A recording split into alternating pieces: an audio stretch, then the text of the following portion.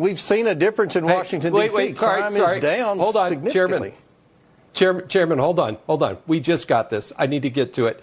This just in, sources are telling Fox News that the shooter is an illegal immigrant from Afghanistan who came in during Operation Allies, welcome under the Biden administration.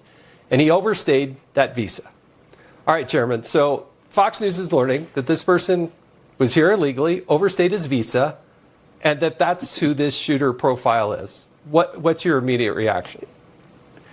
Well, my immediate reaction is we tried desperately to get an accounting of all the people that came from Afghanistan to the United States during that disastrous withdrawal during the Biden administration.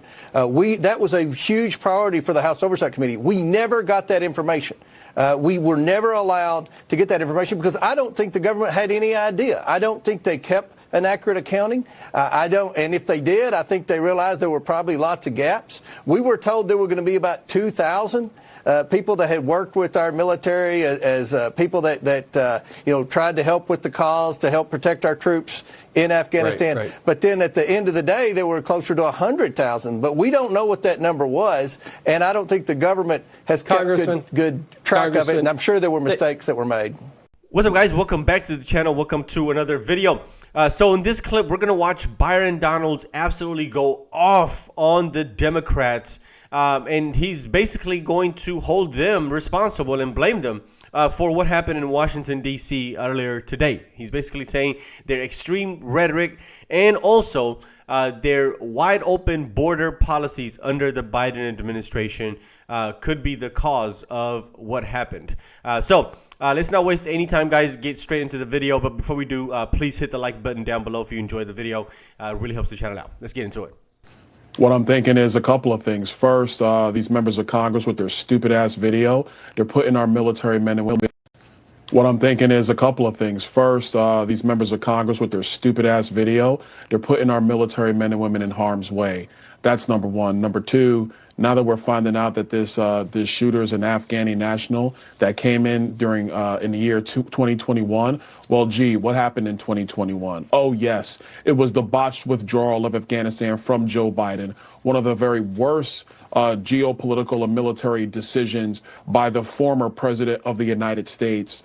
We knew at the time that there were Afghan nationals who were coming into the United States that were not being properly vetted. We were being told just get people to the United States as quickly as possible, and then the Biden team would do the necessary work of vetting everybody. And even at that time, none of us believed that on Capitol Hill.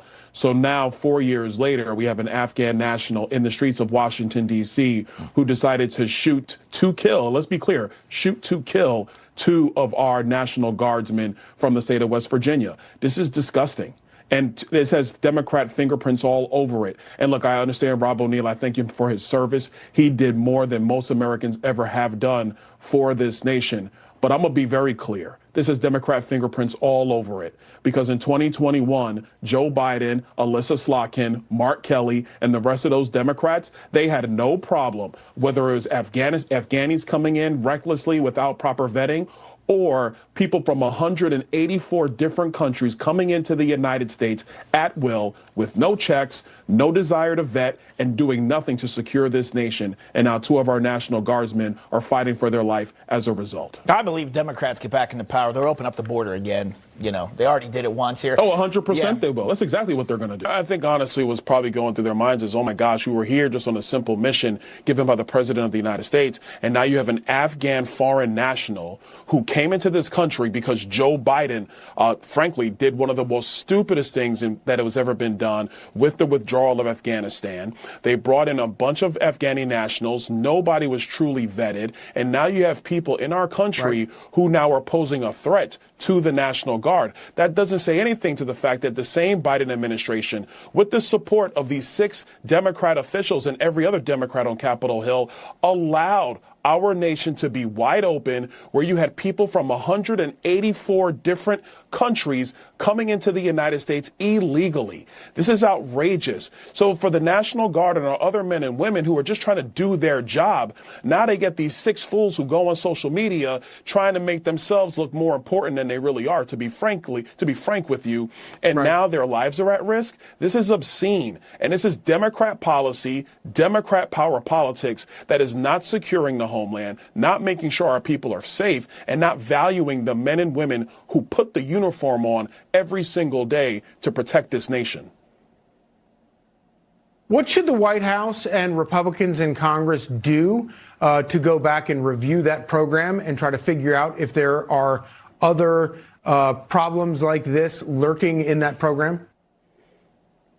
Well, we're doing it right now. Obviously, the deportations that President Trump has greenlighting is step one. Step two, obviously, was securing the country. Donald Trump has done that. The second he came back into the White House, no illegal border crossings into the United States. That's a win for the American people. To my colleagues on Capitol Hill, it is time to reopen the investigations into the Afghanistan withdrawal and the lack of vetting of who came into this country. And every one of those people need to go somewhere. They don't need to be in the United States. If it's going back to Afghanistan, so be it. But now that we have two of our soldiers in the hospital fighting for their lives, I mean, enough is enough. And I know that there are some people in the United States saying, oh, well, we didn't want to really deport everybody. The truth of the matter is you cannot have wide open borders. Wide open borders lead to our country being overwhelmed in every single aspect, including safety and security. Yeah, so there you have it. He is 100% correct. I've been saying this for the longest. This was one of my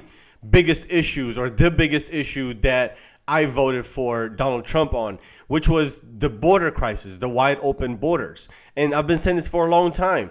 It's going to be where you have people coming into this country looking to get revenge, especially from countries we were at war with, especially from the Middle East, which happens to be the same place that this guy is from, right? These people, whenever the war was happening, technically most of them were teenagers and young kids, and they've lost fathers and uncles and brothers, and to them all they know is that United States came in there and destroyed everything that they know and that they love. And now they're older, they're in their 20s, they're in their 30s, they're in their 40s, they're military aged men that we saw coming in with no women or no wives or no children with them, that were clean, in shape, healthy, right?